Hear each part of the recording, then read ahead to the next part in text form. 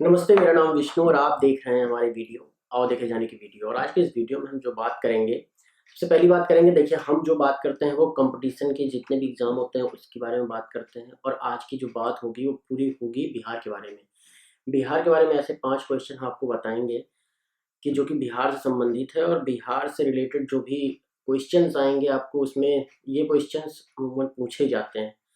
तो चलिए स्क्रीन पे चलते हैं और बताते हैं आपको कि बिहार से संबंधित में कौन-कौन से, ये पार्ट 1 वीडियो है, पार्ट 2, पार्ट 3, पार्ट 4, 5 पार्ट में ये वीडियो आएगी। 5-5 क्वेश्चन होंगे जो कि सबसे ज़्यादा पूछे गए हैं एग्ज़ाम में, जो कि आपको ज़रूरत है कि इसके बारे में थोड़ा-सा आप नॉलेज रख लीजिए। और जैसे ही आप थोड़ी-सी नॉलेज रख लेंगे ना, तो ये क्वेश्चन आते ही आपके दिमाग में फटाक से आ जाएगा, आप आंसर लिख देंगे। थोड़ा इससे संबंधित जानकारी चाहिए थी और बहुत दिन से मैं सोच रहा था, मुझे टाइम नहीं मिल पा रहा था, बट अब थोड़ा-सा रेगुलर होने की बारी आ गई है। तो मैं कोशिश करूँगा कि डेली एक वीडियो डाली जाए। और चलिए बात कर लेते हैं कि बिहार से संबंधित में कौन-कौन से क्वेश्चन हैं। देखिए सबसे पहला क्वेश्चन ये है कि बिहार दिवस कब मनाया जाता है। दूसरा है बिहार की राजधानी कहाँ है। पटना के बारे में आपको हम बहुत सारी जानकारी देंगे आज। बिहार का उच्च न्यायालय क्या कहाँ है और ये कब बनाया गया था। बिहार की राजकीय भाषा क्या है। पता होगा आपको बिहार की राजकीय भाषा, लेकिन वो गलत है जो आपको पता होगा।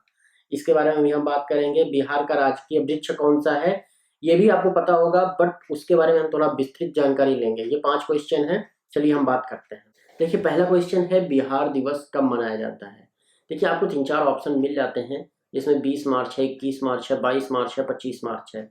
लेकिन इसका सही आंसर तो आपको रट लेंगे तो पता चल जाएगा कि 22 मार्च है। 22 मार्च के दिन क्यों मनाया जाता है, कैसे मनाया जाता है। हर साल 22 मार्च का दिन जो होता है वो बिहार दिवस के नाम पे होता है। 1912 में अंग्रेजों द्वारा बंगाल प्रेसिडेंसी में राज्य को अलग करने के बाद ये दिवस मनाया जाता है। मतलब 1912 से बिहार दिवस मनाया जा रहा है। हर साल बिहार सरकार आज के दिन सार्वजनिक अवकाश घोषित करती है। मतलब कि 22 मार्च का दिन जो होता है वहाँ पे अवकाश रहता है, छुट्टियां होती हैं।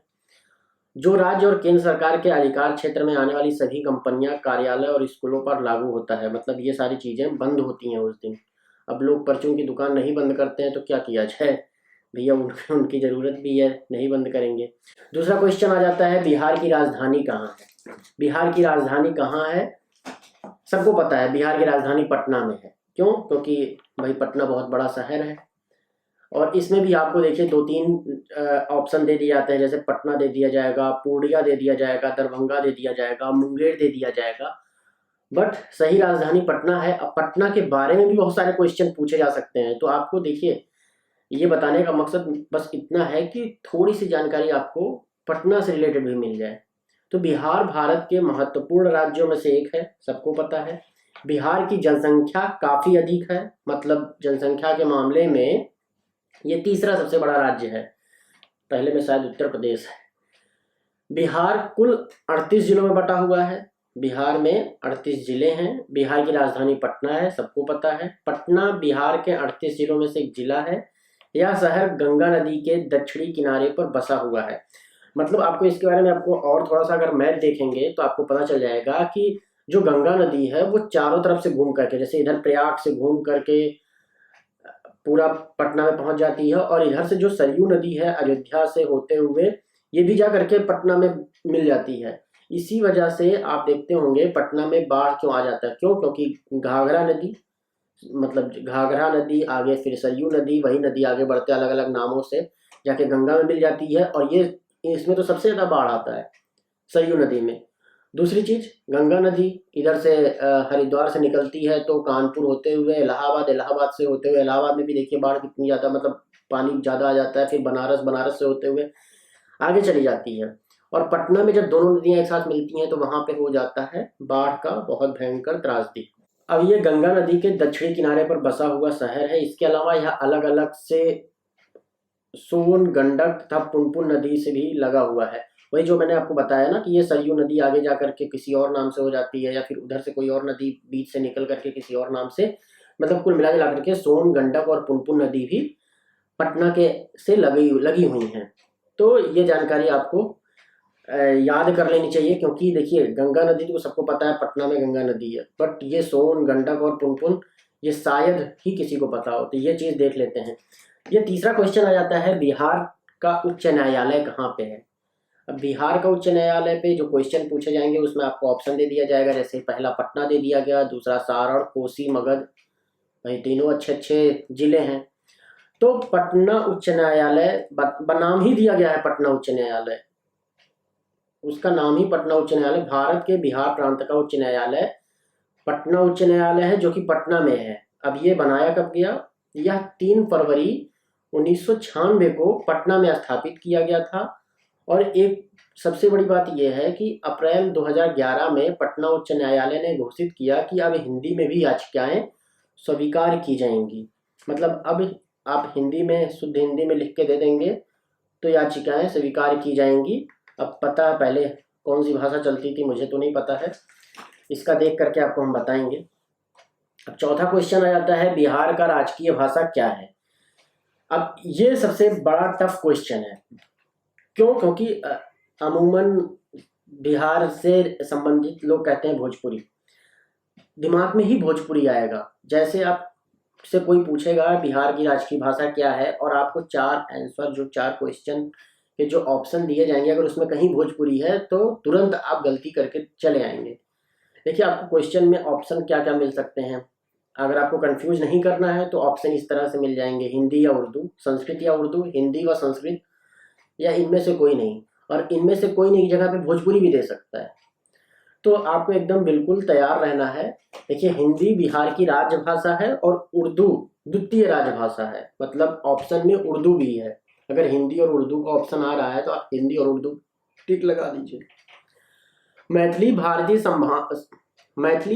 संविधान के 8वीं अनुसूची में सम्मिलित एकमात्र बिहारी भाषा है। मैथिली एक बिहारी भाषा है, ना कि बिहार की राजकीय भाषा है। भोजपुरी, मगही, अंगिका तथा बज्जिका बिहार में बोली जाने वाली अन्य भाषाओं में, प्रमुख भाषाओं में ये भाषाएं बोली जाती हैं। प्रमुख भाषाएं जैसे हैं, भोजपुरी बोली जाती है, वहाँ पे मगही बोली जाती है, कहीं कहीं पे अंगिका बोली जाती है, बज्जिका बोली जाती है बिहार में। ठीक है, तो ये याद कर लीजिए। एक क्वेश्चन और बन जाता है कि बिहार में बोली जाने वाली प्रमुख भाषाएं कौन कौन सी हैं, तो आप बोल सकते हैं बज्जिका है, मगही है, अंगिका है, भोजपुरी है। यहाँ पे अब इसके साथ साथ हम थोड़ी सी और जानकारी लेते हैं, यहाँ पे कौन कौन से पर्व मनाए जाते हैं। जैसे कि आपने छठ का नाम सुना होगा, छठ यूपी में भी अब बहुत ज़्यादा मनाया जाने लगा है। होली, दीपावली, दशहरा, महाशिवरात्रि, नागपंचमी, श्री पंचमी, मुहर्रम, ईद, क्रिसमस। सिखों के 10वें गुरु गुरु गोविंद सिंह का जन्म स्थान होने के कारण पटना सिटी में उनकी जयंती पर भी श्रद्धापन देखने को मिलता है। बिहार में हिंदी की सबसे पहले राज्य को आधिकारिक भाषा माना गया था। मतलब ये कंफर्म है कि हिंदी जो सबसे पहले मान्यता मिली थी वो बिहार में मिली थी, कि बिहार की राजकीय भाषा हिंदी है और द्वितीय राजभाषा उर्दू है। अब वहाँ पे बोली जाने वाली भाषाएं जो हैं वो अब लोग भोजपुरी भी बोलते हैं, मगही भी बोलते हैं, अंगिका भी बोलते हैं, बज्जिका भी बोलते हैं। तो ये वहाँ पे बोली जाने वाली भाषाएं हैं। बट अगर हम बात करेंगे कि वहाँ की राजकीय भाषा क्या है, तो आपको एकदम बिल्कुल निरस्त रहना है कि आए क्वेश्चन हमने टिक लगाया, नाम है उसका हिंदी और उर्दू। हिंदी प्रमुख भाषा है और उर्दू वहाँ पे ऑप्शन वाली भाषा है, मतलब द्वितीय राजभाषा है। ठीक है, आपको कोई 5वें क्वेश्चन की बात कर लेते हैं, बिहार का राजकीय वृक्ष क्या है। बिहार का राजकीय वृक्ष जो है, ऑप्शन दे दिया जाएगा आपको, जैसे पहला दे दिया गया बेल, दूसरा दे दिया गया पीपल, तीसरा दे दिया गया आम, चौथा दे दिया गया नीम। अब हर जगह पे रटाया जाता है, बिहार में ही बौद्ध भगवान को बोधि के पेड़ के पास एक उनको ज्ञान प्राप्त हुआ था। अब इसी से संबंधित है कि बिहार की राजकीय वृक्ष कौन सा है। अब बोधि वृक्ष जो था वो पीपल का वृक्ष था। अब देखिए इसमें ऑप्शन में पीपल दिया हुआ है, तो इसका सही आंसर तो पीपल है। अब बिहार का प्रतीक चिन्ह बोधि वृक्ष है। बोधि का अर्थ होता है ज्ञान, बोधि वृक्ष का अर्थ है ज्ञान का वृक्ष। बिहार के अन्य प्रतीक चिन्ह में राजकीय पक्षी गौरैया, राजकीय पशु गौर, राजकीय वृक्ष पीपल, राजकीय फूल कचनार और राजकीय मछली मांगुर है। बोधि वृक्ष बिहार राज्य के गया जिले में बोध गया स्थित महाबोधि मंदिर परिसर में स्थित एक पीपल का वृक्ष है। देखिएगा, इसी वृक्ष के नीचे 531 ईसा पूर्व में भगवान बुद्ध को बुद्ध का ज्ञान प्राप्त हुआ, एक बोध ज्ञान प्राप्त हुआ था। कई शासकों ने इस वृक्ष को नष्ट करने का प्रयास किया, लेकिन ऐसा माना जाता है कि हर ऐसे प्रयास को बोध वृक्ष फिर से पनप गया, वो नष्ट नहीं हुआ। और आज जो वहाँ पे पीपल का वृक्ष है वो 5वीं पीढ़ी का वृक्ष है, शायद अभी पता नहीं है, कंफर्म नहीं है, बट हाँ शायद वो 5वीं पीढ़ी का वृक्ष अभी है वहाँ पे। तो सिंपल सा क्वेश्चन है, बिहार के राजकीय वृक्ष जो है वो है पीपल। तो अगर आपको वीडियोज पसंद आ रही हैं तो अपने दोस्तों के साथ जो व्हाट्सएप ग्रुप बनाया है आपने उसमें शेयर कीजिए। सबको एग्ज़ाम में ये क्वेश्चन ज़रूर पूछे जाते हैं। कल आपको पार्ट 2 वीडियो मिल जाएगी, उसके बाद पार्ट 3 मिल जाएगा, 5 पार्ट में वीडियो आएगी। मिलते हैं आपसे अगली वीडियो में, तब तक के लिए बाय बाय, नमस्कार।